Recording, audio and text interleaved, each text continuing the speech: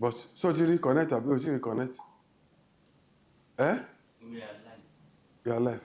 For síbẹ̀ ní webcam ló tún fẹ́ change ẹ̀. Change Ẹ ti change.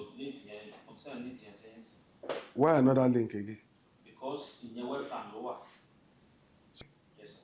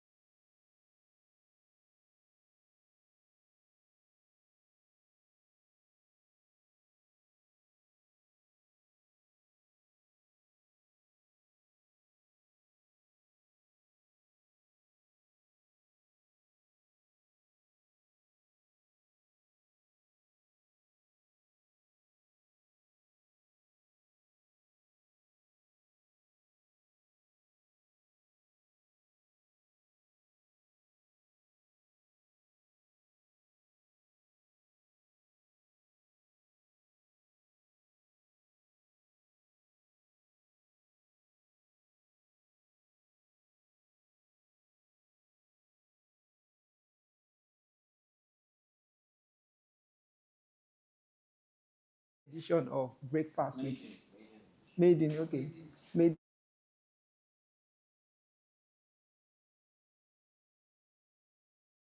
Kola Adeniji, the MD CEO of NijiGroup. Okay, the MD CEO of NijiGroup. Today we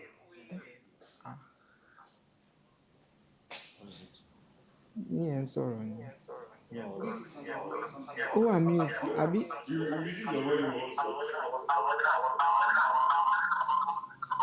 You can see that you need to make a demo.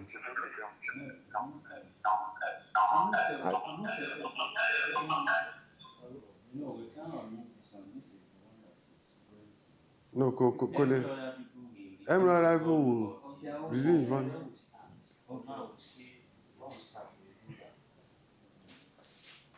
Okay. After Normally tó yẹ pé After kíní ni ó yẹ ká introduction. connect ẹ̀ sórí bí ló ti ká máa wò. Show Orí it bí. TV. Is it possible?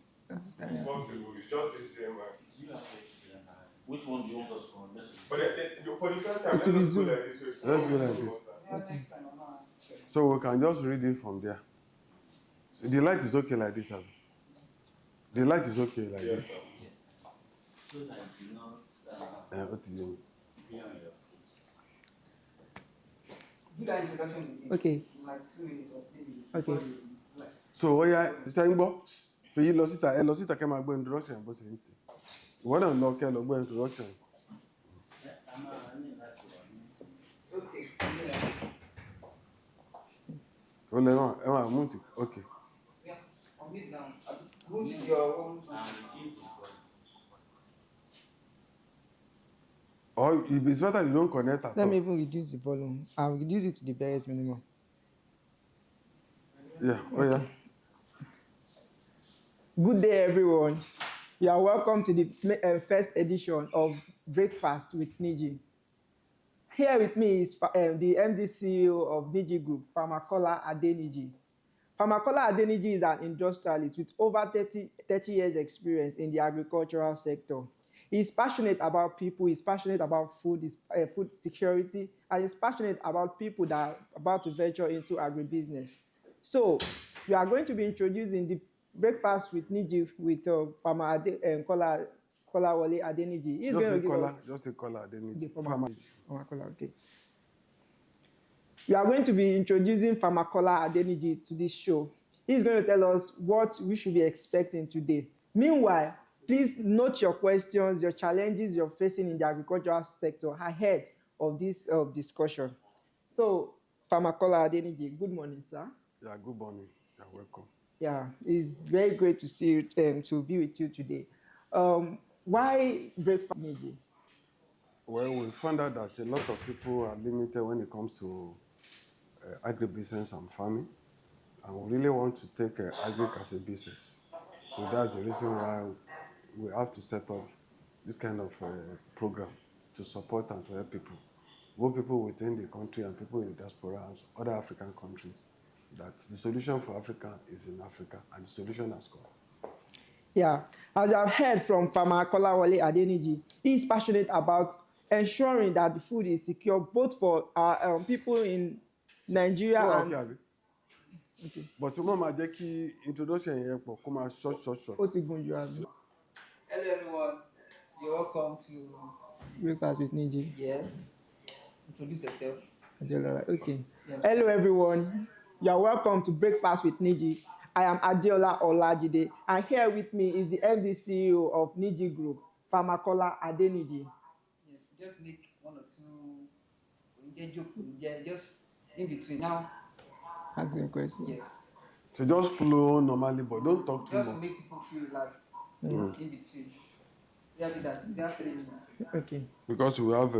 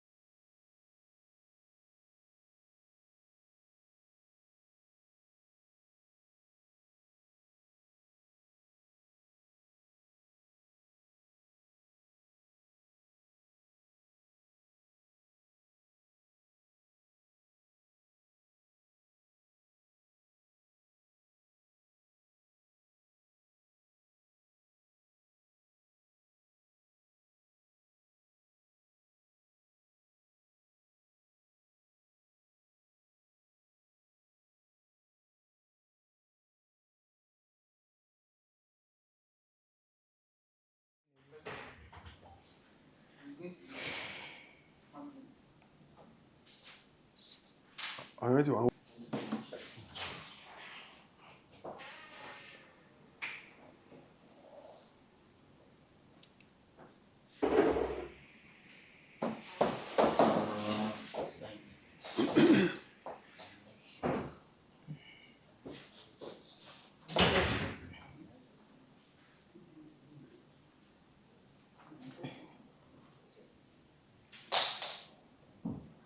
tó bá ti yẹ ẹ sọ fún mi.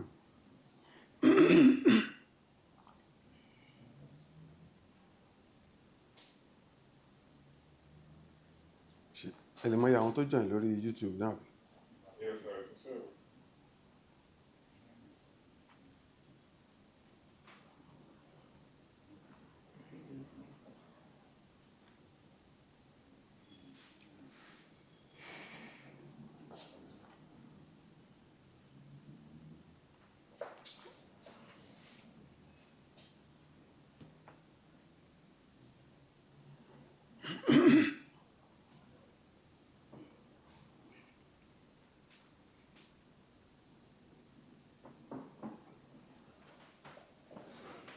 Really?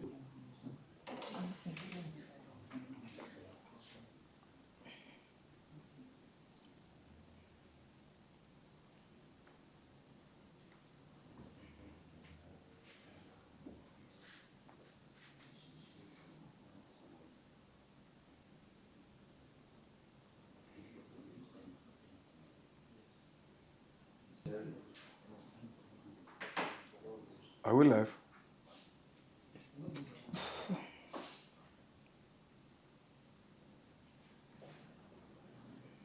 What's it again? I just want to make the connection more strong. Hotspot. Connection like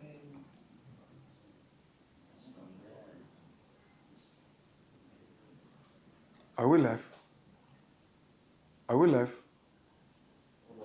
Yes, sir.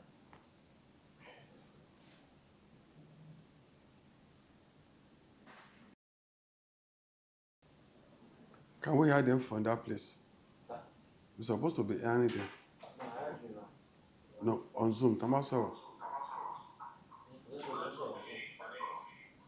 Okay, people have not joined. Abi. People are joining. They are joining already. Yes, sir, of course. People with Niji here. Robots, Caribbean, those things there.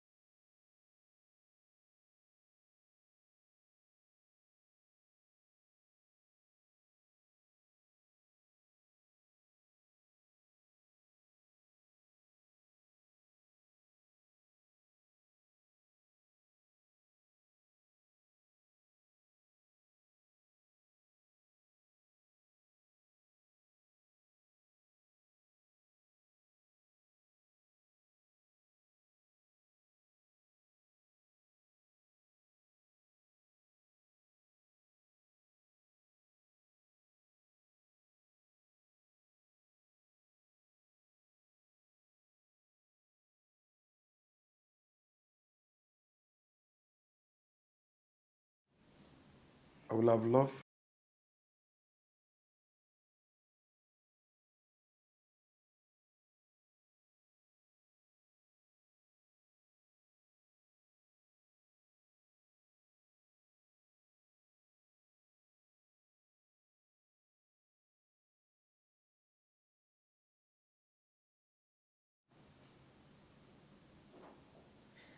Good morning, everyone. I am Adiola Olajide, and you're welcome to the maiden edition of Breakfast with Niji. Here with me is Farmer Kola Adeniji, the MD CEO of NijiGroup. So we will be asking several questions as regards Breakfast with Niji. What is it about? What inspired Breakfast with Niji? And what do we want to achieve with respect to breakfast with Niji. Good morning, sir. Yeah, good morning, Yeah. Lajide. Yeah, you're welcome to the Breakfast with Niji show. Thank you. Yeah, we would like to know what inspired Breakfast with Niji and what we aim to achieve with respect to Breakfast with Niji. Yeah, thank you. That's a very good question. We found out that over the years, we African, especially Nigerians, we've not been documenting our stories, we've not been learning from experience. So the purpose of bringing this program together is for us to be able to learn from what some of us have been able to do over the period of years in the business. And we found out that people really assume knowledge when it comes to agriculture or business. So those are all those things that we really want to solve the problem about, so that we don't really want anybody to keep on making mistakes or to keep on repeating the same thing. People assume knowledge when they want to start business. We don't want people to be assuming knowledge. We want people to be making an informed start. That's the reason why we want people who have been doing business before, for them to be able to ask questions. So people want to start so that they won't make mistakes. A lot of people have invested a lot of millions in businesses, or not only agribusiness, and they failed. And we don't want that one to happen again. That's why we set up this program so people can ask questions and actually make an informed start before they go into any business. So thank you. Thank you. You heard from Farmer Kola Adeniji. You could see from from what he has said, he's actually passionate about people. He's passionate about agribusiness, and he wants agribusiness to be profitable for you. So this is what I would just describe as a free consultancy, and you would agree with me that Farmer Kola Adeniji has actually come a long way. He is an industrialist with over 30 years of experience with respect to agriculture. So you should feel free to ask your questions.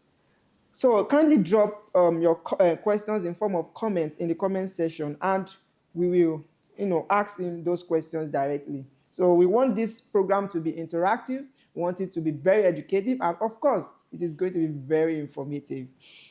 So Kola Adeniji, we actually have some questions coming up already, and we would like you to give insights on this. Um, you know, as I think this is from a student. He said, what are the most in-demand skills for students aspiring to enter the agricultural industry today, and how can they acquire these skills? You know that that's a very good question. We find a lot of students, even when they come for internship, so when they even come to serve, you see that a lot of them, what they are being taught in school is different from the reality. And on several occasions, we've been telling some of the lecturers that the curriculum in school needs to be changed to tailor in such a way that before the student leave the university, they should be eager to actually start something. So curriculum needs to be changed in school so that each of the students know that they are going to school not just only to do theory. They are actually going to school to do both theory and practical. And before they leave the school shop, they should be able to ready to face the challenges outside. So that's part of what we are going to be discussing, and how best they can really engage in all those activities. Okay, so I think there's a follow-up question. How can they acquire these skills? Like, is there, any possible initiative, probably in the future, that Niji Group is going to be coming up with that will actually, help students to acquire these needed skills that are lacking in our present curriculum? We've come up with different formula in order to help the students. So we set up a NISA, which is Need Use of Sustainable Agriculture. So that one is going to help the people who really want to. If you don't have any knowledge about agriculture and you want to go into it, there's a program for you. As a student of agric, that you really want to add more to your skill, so there's another program for you. For anybody that really want to even venture into agriculture as a capitalist, so there's a program for you. So we've developed different different programs for people. And now we're telling students, when you finish university, you need to actually go and work with someone, not actually looking for money as a look for a mentor, work as a mentee, work as a volunteer. Try and volunteer in order for you to learn the nitty-gritty of the business you really want to do. So those are because the school activity is different from the reality outside. So those are all those things. So we have different programs. We're still coming up with different programs that can help the student to be able to go into agribusiness. And part of what we are doing in our training school, we are not training people as a farmer, we are training them as a service provider. Pick a particular service along the value chain, specialize on it, and render services. So we are going to talk about that one later on, how we are going to set up a structure for students or for anybody that want to go to agribusiness, not as a farmer, but as a service provider. Wow. Thank you very much for that, that answer. And I believe that it's going to help this student to be able to, navigate through the hurdles of, agribusiness. Now, we have seen on social media, on different platforms, whereby, different individuals will come up with posters like, oh, invest in come and invest in agriculture, invest in my business, invest in farming, promising very huge ROI and all that. So this question says that how can investors assess the risks and benefit of investing in agricultural projects, and what should they look out for a viable investment? Yeah, that's another good question too. People take opportunity of the situations, and that's why people are falling into it. And I've seen a lot of people have fallen into that traps, a lot. So that maybe crowdfunding, all this is on agriculture and everything, then the return that you cannot be make, people actually promise it, and people fell into it because they are looking for money. If you are not passionate about agriculture, don't go into it. You cannot expect the profit you make from buying and selling in agriculture. And there's nobody that will give you that. When you invest in agriculture, your profit is almost 100%, your profit is almost 50%. No, there is a lot that need to be go into the agriculture. So for you to invest in anybody that says into agribusiness or agriculture, you need to look at the track record, what the person has been able to do, and you have to look at the books of the person that you have been able to do. Look at the bank record of what the person has been able to do over the period of past years. So those are all those things you need to do and you need to know before you can say, okay, you want to invest in someone. So I don't advise people to be investing in anybody that say, I have a land, I'm doing farming, I'm doing all those things. Then before you invest in farming, you must have a market. What you are investing in, what market are they selling to? Do you know the market? Do you know the price at which they are selling? I've seen a lot of people who came up with different proposals and different projects that they have a market they want to sell. I ask them, at what cost they want to buy? What's the one cost of production? So when they look at the cost of production and the cost of selling, they don't make any profit at all. And we don't want to keep on promoting or supporting the job creation that will not stop poverty.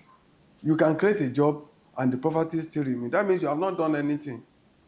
You have not done anything at all. You are just making a cycle. So we don't want to engage in all those things, supporting people to create the job that will not stop poverty, or to create a job that at the end of the investment, you are not getting anything in returns for it. All those ones, we are not going to actually support it. Look for the market that will uptake your product. Look at how much they want to buy it. Look at how much you are investing in it. Look at the profit. You yourself do the analysis and talk to all both of the end users and say, okay, I have a profit to be made before you invest in anything. I don't advise people to invest. If you want to raise a seed money for people, you can do that. For anybody coming to you that they have a land, they have done this, they have done this, go and visit what they have been able to do. Go and visit the people that are buying from them and check whether they even have implement or equipment to actually do the production. If it's farming, do they really have what it takes to actually establish a farming? Have they done something that they make profit? If they want to say it's processing, have they done any processing equipment before? Have they been running any processing equipment before? Who are the people buying from them? So those are all those things you need to make research before you put on your capital, your money into another person and say want to set up a business or promise you a kind of a big return or turnover. Thank you. Wow, that's a very, very insightful, response. So from what Farmer Adeniji has said, you should ensure that you do due diligence before you actually commit your funds into any form of investment. And also, you should make sure that there is market for whatever you want to,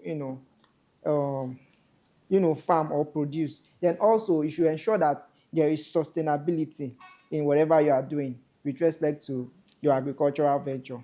So, Farmer Kola Adeniji, um, I don't know, maybe has the agricultural journey been fun? How has it been from the early days? Uh, in Nigeria, in Africa, I think the story seems the same. So when you look at it, but for you to go into agriculture is an unusual business. I keep on telling people it's an unusual business. So it's not other fun if you don't understand it. But if you understand it, it's fun.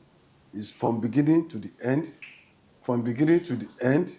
So when you do land preparation, you do land clearing, you do land preparation, you clear the land, you plant, it grows, then you harvest, you process. It's fun. Agriculture is one of the business that you can plant one and you can see thousands. So in return. So if you do it well, then agriculture is fun. So that's why we ask people to make an informed start. Don't just say because agriculture is good, you just go and jump into it. At the end of the day, you burn your finger. So it's fun, but if you approach it in a normal way, it's fun. Wow, thank you, sir. We have a question from Abib Bamiji. So his question says, with over 200 acres of land we want to cultivate, what is the best option for land clearing? Using a bulldozer? Yeah. For 200 hectares of land, or for even for land clearing. So for land clearing is a very important aspect of farm. If you don't get your land clearing well, properly, then you lose everything from day one. If you ask them to clear the way they clear for maybe building or road construction, you lose it all. So the best practice is to use a bulldozer or payloader to do the clearing. So, but the technicalities on how to do the land clearing is very key, so that you don't remove the topsoil. So you'll only be able to clear and remove the trees. Because if you don't do the land clearing and if you don't use bulldozer, you may not be able to tractorize. You may not be able to put tractor on it if we just use hand to do. So the best practice is to use a bulldozer or payloader. Depends on the vegetation of the land you want to clear. Okay, the person also asked a follow-up question that for the training Farmer Niji mentioned, is it available online for people outside the country? Yes, a lot of people have been asking us, so we are putting it online. We've done almost everything. We are putting it online before the end of this month. So people can access, people can do the training online, and you can do a follow-up, and you just make sure that you get the best. So it's coming up online before the end of this. I think it's on Niji network. So it's coming up. So we are going to let people know. Okay, we have a very, very deep question from Toby. Toby said, what is the biggest lesson that you've learned over the past 30 years since you've been involved in farming and processing? What's the biggest lesson over the past over So 30 years? Your the biggest lesson? the lesson is unlimited. The biggest lesson is that you don't. The biggest lesson, the biggest lesson, the biggest lesson is that you don't you don't have people who knows about the farm. So you have to train. You have to train the people on how to do farming. So the market is not there, the processing equipment is not there, the information is not enough, then the seed is not there. Most of the seed they are selling to us in Nigeria are not, like 50% of them are not viable. They are not what they're supposed to give. So from day one, when you start planting, you are losing. So that's why we cannot record the normal tonnage per hectare that you are doing. So we need a seed company or a new generation seed that will give us the yield like other people are getting. Then the issue of government are not supporting farming the way it's supposed to be, because the government is supposed to invest in farming the way they invest in infrastructure in this part of the world, in this part of the world. So they need to invest in the way they invest in infrastructures. That's it. Vegetation is difficult. They need to set up the land clearing initiatives to be able to clear the land. That's most of the most difficult aspect of it. Then most of the farm implement and everything need to be available. That's part of the big challenges. So in farming, you have to run as one man, one local government. In processing, you have to run as one man, one local government. You have to look for a bulldozer to clear. You have to look for tractor to clear. You have to look for the staff to work, and the staff are not even ready to work because the belief farming is not doable. So you have to look for the market. You have to look for the roads to the farms are not good. You have to buy either truck or anything to. So you do everything yourself when you turn to about farming. So that's why we have a solution for that. We've been able to develop a system that we call agri-city or community farming that different people can actually put together, and will suspend all the operations, and everybody will invest, and you invest in what you know how to do best. So that one is coming on board. Then we have another one on the value addition, the processing. I develop a lot of equipment for harvest, processes and everything. But when you want to set up the processing, there's something like small business in Nigeria, because talk of the generator you are buying, talk of the transformer you are buying, talk of the ball you are buying, talk of everything you are doing yourself, and still the pressures are there for people who are extorting money from the road, from the farm, to even when you are coming to the city. A business that is not easy for anybody to do, some people will be extorting money from you, and that's what is bringing up the food crisis. Then another challenge is the insecurity on the farm is very high. The trauma that one will give you is another thing. So when you are counting it, is unlimited. But if you are passionate about it, you still have to find a way about it. Like me, I'm passionate. I build a police station on the farm. I build a security architecture on the farm. I install a transformer. I bought a generator, because we believe the solution in Africa is in Africa, and some of us must stand to face it. So thank you. Any other question? So if you were to start again today, what will you do differently? If I'm to start again today, I think I took some risk when I started, and I took some calculated risk. So I think I define the kind of business I'm going to before I go into it.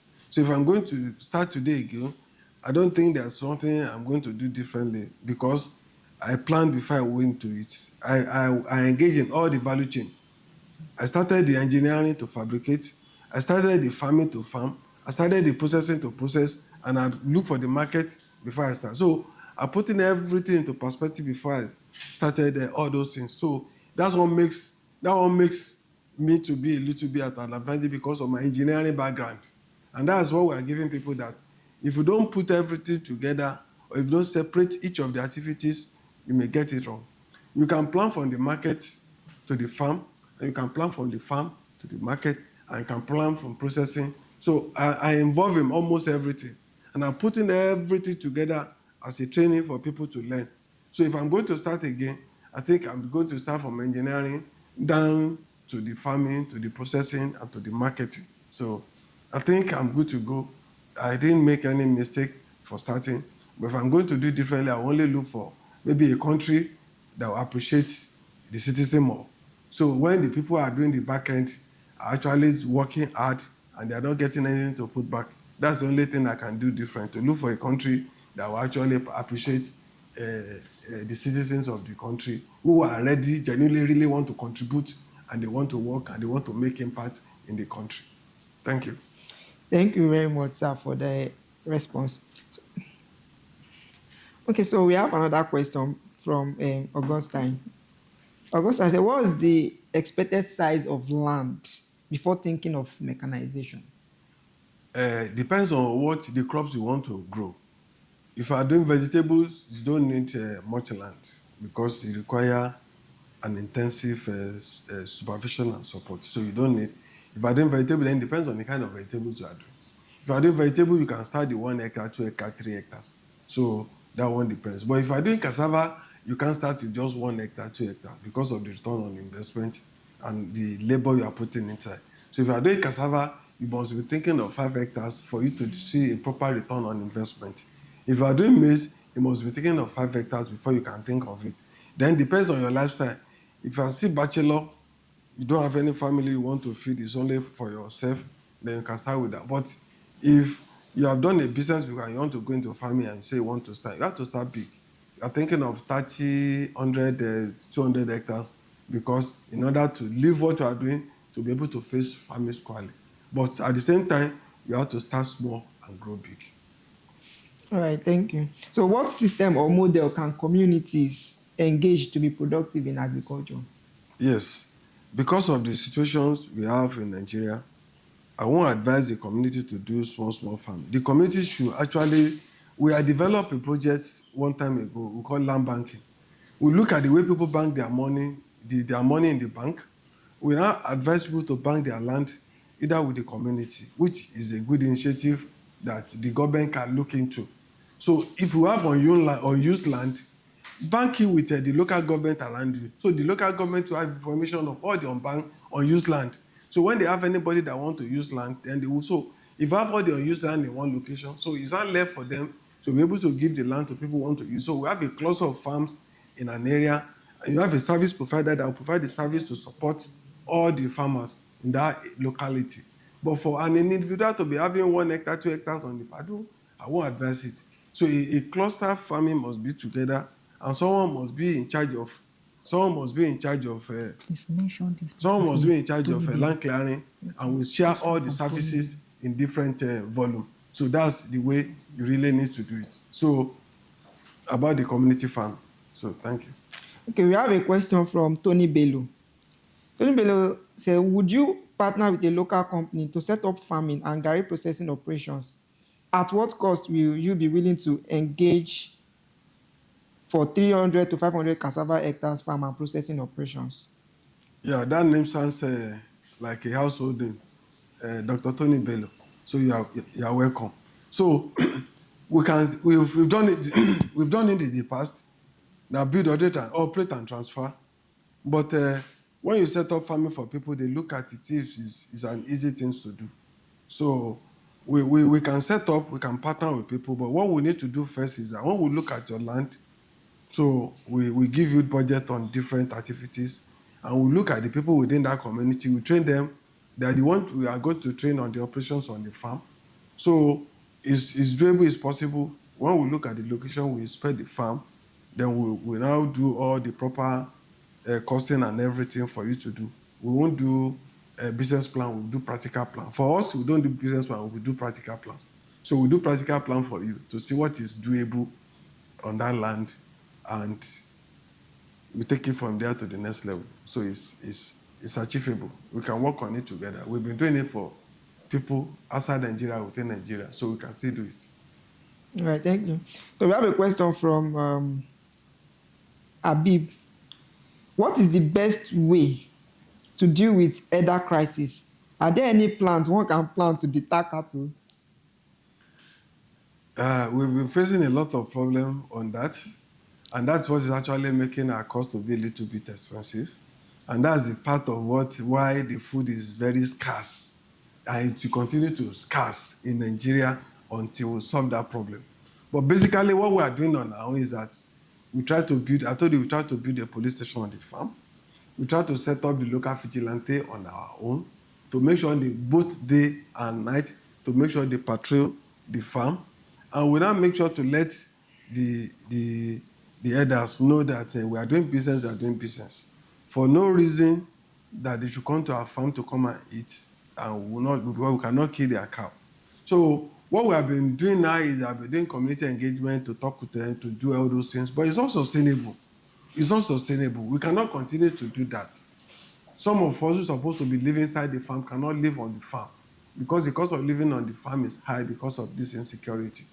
So what we are doing now is we are having dialogue, engagement, and everything with the elders and with the community. We are talking front and back. When they eat our farm, we actually have to have an engagement with them. But what we are doing now is to have the security parading the farm day and night. That's what we are doing now.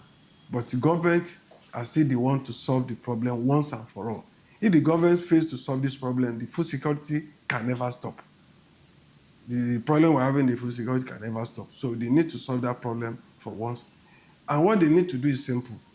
Look at other countries, look at what they are doing, advise on people on what the best practice to be done, and then we move forward from there, and we can have a country. For now, without food, we don't have a country. So thank you. Thank you. We have a question. Is it possible to cultivate lands without the use of chemical spraying and weed killers that are having significant detrimental effects on the soil and ecosystem? What is the other way to cultivate and control weed without chemicals? We've come out with a lot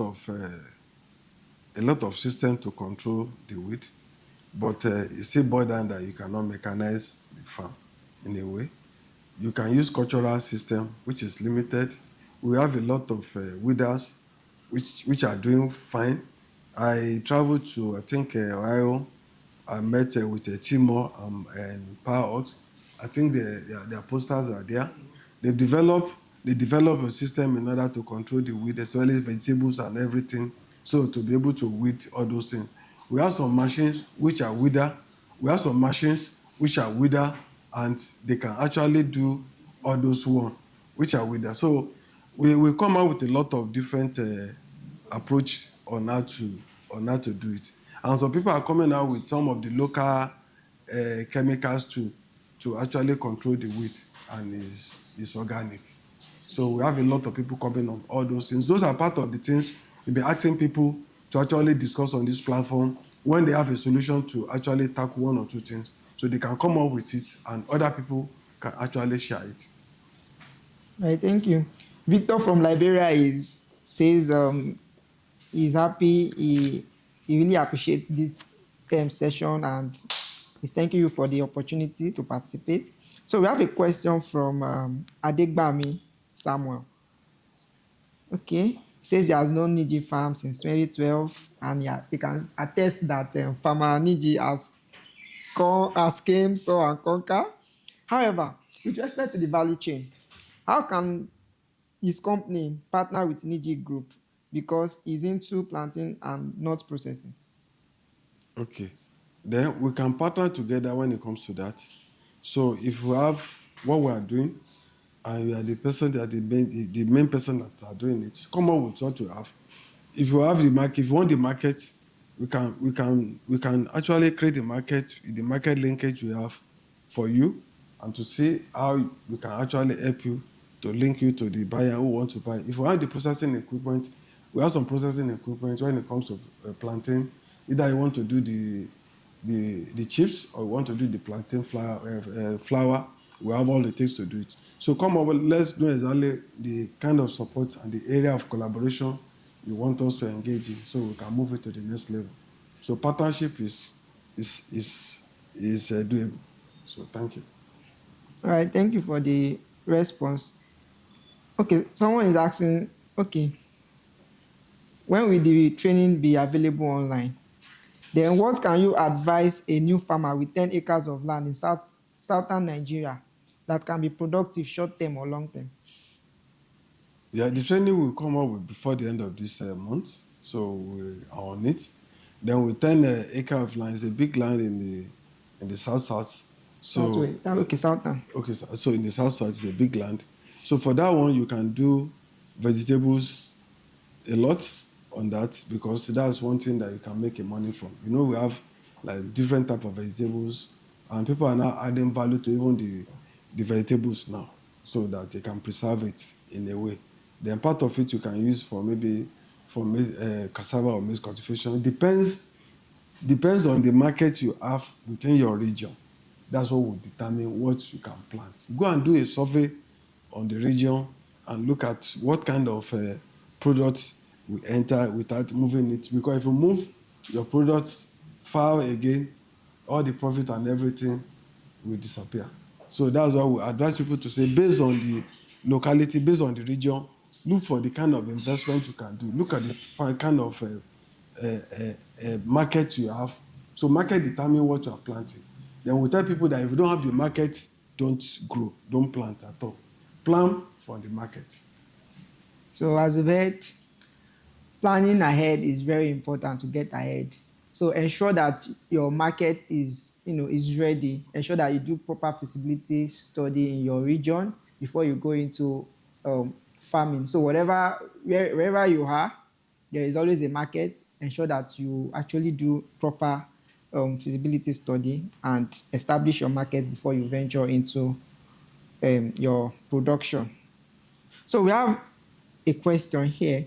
How can farmers overcome, common challenges such as, pests, disease, and even climate?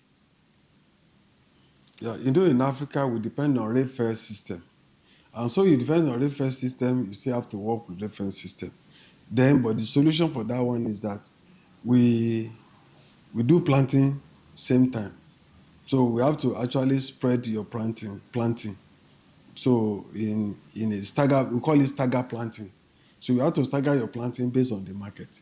If you have almost 100 hectares, you plant once. We have 100 hectares, you plant it in stages because you look at the climate, you plant it. But the best thing is that if you can do irrigation, it gives you more money. But sometimes you can do irrigation that will pay you. Then if you do irrigation, it must be on premium products. If you do irrigation on some of the products that are not premium, you may not be able to return. You get a return on your investment. So those are all those things that you need to know. What's this question again? The question is about The other question. pests. Okay, pest. Okay. Yeah. For the pest, you have a lot of a pesticide that you can use to actually overcome that issue. But when you use the pesticide, there are sometimes for you to observe for the pest, for the insecticide to actually not to have effect on your crops. So you have to observe, maybe it's 1 week or 2 weeks or 3 weeks before you start selling. But most of the problem is that when people apply it, they plug in and they sell to the market. So that one is all good. So you still have a lot of pesticide you can use to overcome all those things because you still have to have it. Then another thing, if you don't want to have it, you have to have a net house. Net house, it protects a lot.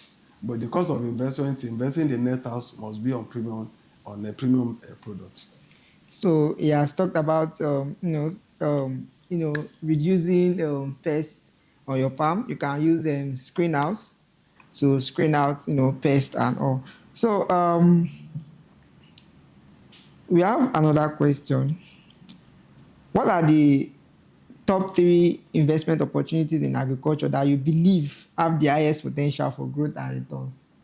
In agriculture, well, all the business in agriculture are good. Depends on the market and depends on your level of investment. If you have a market for cassava, grow cassava in your region, and you have a return on it. If it's poultry you want to do, then you do the poultry. So depends on the market you have. There is potential in all aspects of agriculture. Depends on the market you have because people eat every day and people feed every day. So you have a potential on it. Okay, we have a question from Adejare. Adejare is asking, are you having any engagement with the Nigerian government, federal or state, with respect to their various agricultural programs? It seems to me that not much is happening in that space.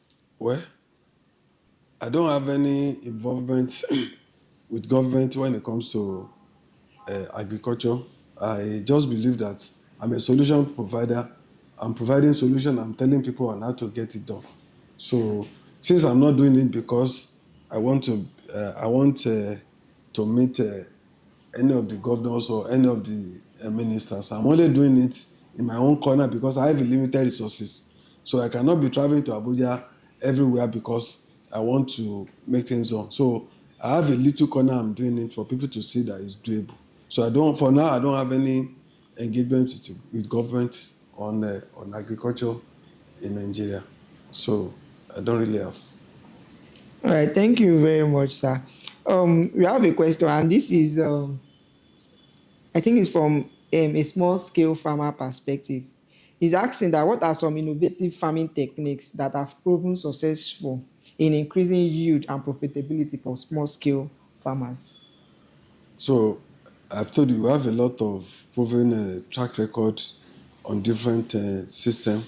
Firstly is that some of the techniques or some of the things that we have done in the past is increasing the planting population. Some of the farm, you see the farm the crop grows, the weight grows. So if it's a proper farm, you must ensure that all your farm cover with your crops. So you use planting population to actually control the weight. So that means your yield per hectare will come up. Like cassava, you're supposed to have between 10,000, 12,000, and 15,000 stands per hectares. So if you do that, then you hardly see any weight coming up from your farm. For maize, you look at the distance of each of the maize, maybe around 6 or 8 inches inter within rows. So if you're able to maintain all those things and the weed grows, the crop grows, the weed will not be able to. So those are all those innovations that people have been able to do over a period of years. And we have a lot of degradable nylon to reduce the weed growing and all those things. So we have a different area of intervention that people have been able to come out over the period of years, that we are going to be making it available on our training for people to see. These are the latest way for you to do farming. So you don't need to do farming the way you are thinking. So if you do farming this way, your acreage will increase and your yield will increase. So because we are limited with the size of land we do, and some of the things we are doing, farmers have a lot of intermittent hours that they are not doing anything.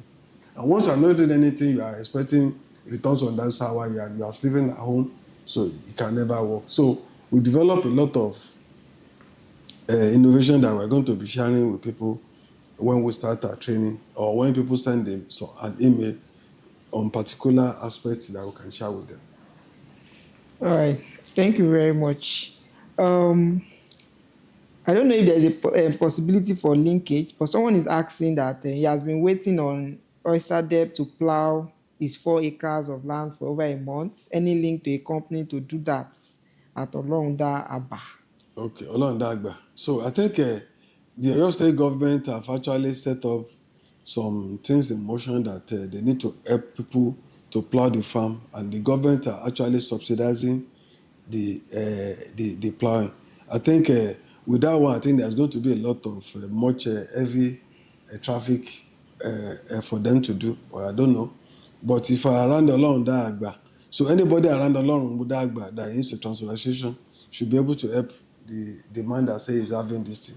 But I will still help you find out if there's anybody who is into transportation around Olorun Agba that can be able to help to do almost like 4 hectare of farm. Maybe the person need to actually send us the link at the end of this program so we can introduce those people around Olorun Dagba that really want to do.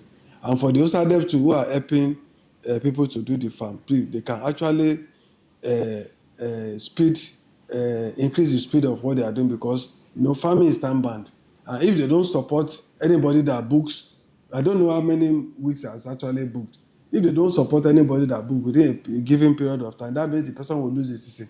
So they should look into that and make sure that they increase the speed of transportation, maybe to cover more farm. So thank you. Adejumo is asking if you buy cassava from him when ready. No, if anybody grow cassava now, we will take cassava from you.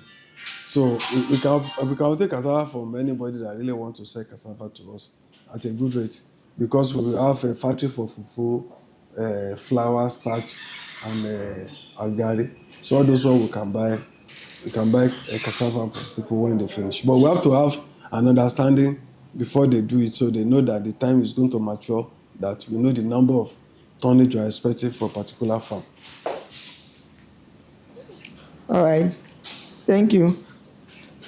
So, Farmer Kola Adeniji, what are your thoughts on greenhouse farming versus traditional farming? Greenhouse, we have greenhouse. But in Nigeria, people tend to call a greenhouse a greenhouse. So greenhouse farming is the one that you have a fan, you control the temperature, you control all those things. So greenhouse farming are actually meant for the people who their temperature or the climate are actually going beyond all those things, and it's actually used useful at a particular period to say. So it's good, But like I said, it's only meant for premium products. Because when you look at the cost of investment and the cost of maintenance, running and everything, it's huge. So if you are not using for a premium product, it won't work. At the end of the day, you set up a big structure, you do all those things, and what you produce can actually pay for even for the cost of the investment or all those things. So screen house is good, but screen house too is a little bit expensive. Some of the greenhouses, screen house we use, we don't even need it. If you adopt a proper farm practice. So for screen house, you still need to do irrigation, either drip or any other thing. So you can open your drip irrigation on the farm, maintain it well, use the proper insecticide to be able to do all those things around. So screen house protects all those insects and everything in order not to attack your farm. That's the major thing they do because you still have to do. So it's good for premium products, but when you use it on the farm and you grow something like other products, you can see they can never use it for maize, they can never use it for cassava. So they use it for vegetable, and you can only use it for exotic vegetables, which you are going to get the money from it. So it's good, but if you have the capital, you can do it. But if a young school leaver that really want to go into farming, and you say the cost you are going to do is to spend, I don't know how many million now to set up a greenhouse. So, but something that if you have a proper training on how to do land management, soil management, on how to maintain your farm, you can buy some drip irrigation and you can use some degradable nylon and you actually grow and you get a good yield. You get a good yield. So if you maintain your farm properly. So it's good, but it's capital intensive. So Thank you. We have another question here. What emerging trends should agricultural service provider be aware of to stay competitive and support farmers effectively? What emerging trends should agricultural service providers should be aware of? if you're a service provider, it takes a lot to be a service provider. But when you look at cost of investment as a service provider, and I've said it that at Niji Soft on Sustainable Agriculture, we don't train people as a farmer, we train them as a service provider. So you have to pick a particular service along the value chain and specialize on it. Then when you are picking it, depends on your passion, your interest, then depends on your initial investment cost that you want to do. Under the service provider, you have the land clearing, you have the land preparation, you have the planting, you have the weed management, you have the harvesting, you have the logistics. So you have like almost close to 6-7 different value chain that you can render services along the service provider. But most of the problem that service provider do have is that the measurement of the farm, some of them will not have a proper GPS to measure. So you must have a GPS to measure the farm. So when you are charging, you know what you are charging on. Because the purpose of introducing the service provider is to reduce the necessary overhead on the farm. And if service provider, you specialize on a particular service you do every day, then you become more perfect and more effective, and you can save a lot of costs for people you are rendering services for. So those are all those things they need to have at the back of their mind. We don't ask you to be a service provider because you just want to do it. You call a service provider that you can save a particular cost for us. Either the usage of herbicide, the maturity of the weed, and how you can actually adopt it to it. So and the type of weed. So all those things is what, as a service provider, you need to have at the back of your mind. So those are all those things, all those tips that a service provider need to have before you can say you call yourself a service provider. All right, thank you. We have a question from someone. He's asking, what is the tonnage of maize we can get from an hectare of land at harvest? It depends on how best you maintain it. But you can get from 4 tons per hectare. Some people get as low as almost 1 ton. If you don't, some people do mixed farming. If you do mixed farming, you can't get higher yield. But if you dedicated it and you do proper maize and farming, and you use a planter to plant it and use a combined harvester to harvest, then you can harvest at a time. Another thing is for your maize to come out fine, for you not to harvest on time. So that's another thing. So, but By and large, you can get up to 4 tons if you have a good farm. 4 tons, 5 tons you can get. But if farm is not too good, you can think of almost 3 tons. So, but in abroad, they get up to almost 6 tons. So your farm management is very important Very in important. determining the tonnage that you get from Yes. your land. And the seed you grow too. So what's your thought on GMOs? Well, someone asked me my thought on GMOs. My thought on GMOs, I don't have any, I don't have any issue with GMOs. To be, I don't have any issue with GMOs. Not for us to plant, or not for us not to plant, because when you look at some of the soya beans we are bringing to the country, they are GMOs, and that's what we are importing. And when you look at the country that are feeding on GMOs, they are still living. So GMO is, to me, is political, and they only play politics about the GMOs, because basically when you travel abroad, most of the food you eat, they say they are GMOs, and you are still living. It's not affecting you. It's not affecting you. The only thing people are saying about GMO is that if you plant GMOs, you grow fast. When you want to replant again, you have to go and buy. Why don't you set up our own seed system here? Must we buy? Can't we develop new seed system that will do on seed system? If the GMO can give us a higher yield and a better return. I've not seen anybody that feed on GMO system that say he died. I've never seen. So to me, if the GMO is what can put us out of this poverty we have, out of this food insecurity we have, and all those things, let's examine it properly. If something we are going to adopt, let's adopt. If it's about the seed that you want to be replanting a particular seed, me, I don't advise people to be replanting a particular seed, because what people don't know about replanting a particular seed is that when you harvest your maize, you keep some seed that you want to plant, a lot of seed will go bad before you plant. So you have a lot of germination rate. So when you harvest your yam, you want to plant your yam, you keep some yam that you want to harvest, you want to plant. Before the planting season for the yam, some of the yams are bad. So what you are losing is even more than what you are saving. So what I do is that develop the people that specialize on yam, mini set and yam seeds. That what they do is to sell to people who want to do planting yam. And when you plant your yam, harvest all your yam, sell everything, make your money. Instead of keeping some, use that one to me. So we create more job for more people to do in that aspect. Look at cassava seed system now. They have some cassava and seed multiplication and everything. You can plant one for your seed. If you harvest during the dry season, what do you plant? So you still have to buy cassava to plant. Same thing with maize. If I buy maize from you, I know my germination rate must be like 99%. But if it's from maize from my own farm, how do I separate the good one from the bad ones? So we have to do business in this, and we have to do agribusiness. We have to put settlement apart. The people are shouting on GMO, GMO, GMO. I've not seen anything that GMO has actually done for them, apart from politics. The country are planting GMOs. If we have recorded some cases about GMOs that will not allow us to adopt it, we won't adopt it. But if there's a positive, the positive is more than negative. Why are we starving ourselves? So thank you. All right.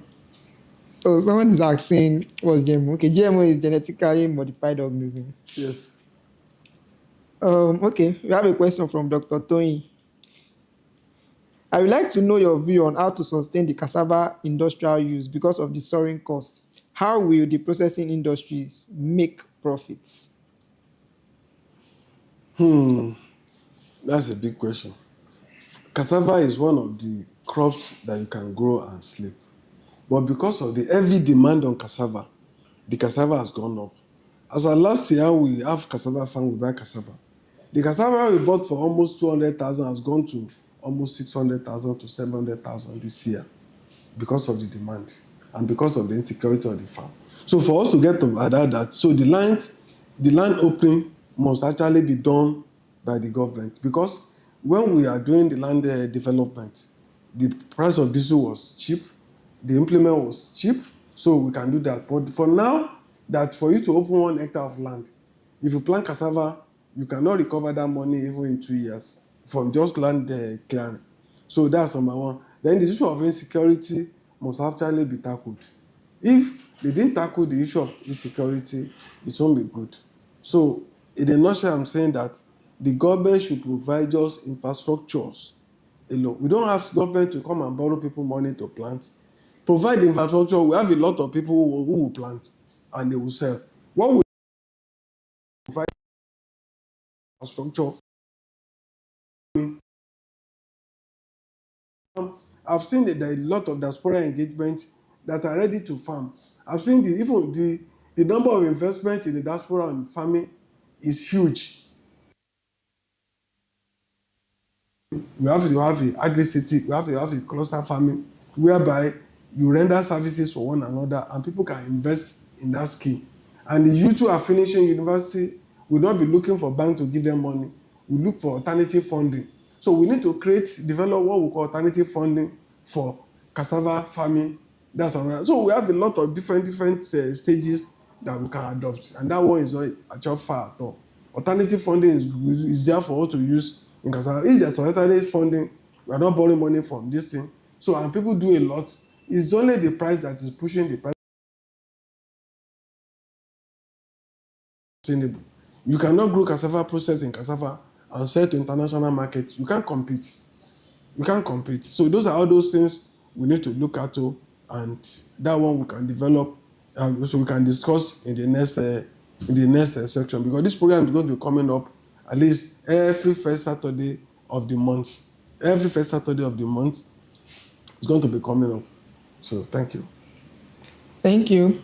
How do we control pests that destroy maize on the farm? No, the pests that destroy maize, majorly the armyworms, and they have a chemical local system or some local use of their own mixing to actually solve the problem. I think major pest is armyworm, and when you monitor the growth of your maize, so you know the time to apply armyworm. And it's not all the season that they need to actually apply. All right. Thank you, Farmer Kola, for this interactive session. So, as you have heard, we have discussed several issues, you have asked several questions and all, and we would be here live next month, August 1st, Saturday in August, God willing. And as you have seen, NijiGroup is actually, creating different systems to help you navigate through the world of agriculture and to be, most importantly, profitable in it. So if you have any, direct, because I know from the answers that he has given, some people still need to link up or to actually, ask some direct questions or something like that, you can actually contact us about this phone number. It's 090 628 398 89. So I'll repeat again, 090 628 398 89. Thank you once again. I remain your Adiola Olajide. Yeah, thank you. You can also send us inquiries via info@nijigroup.com.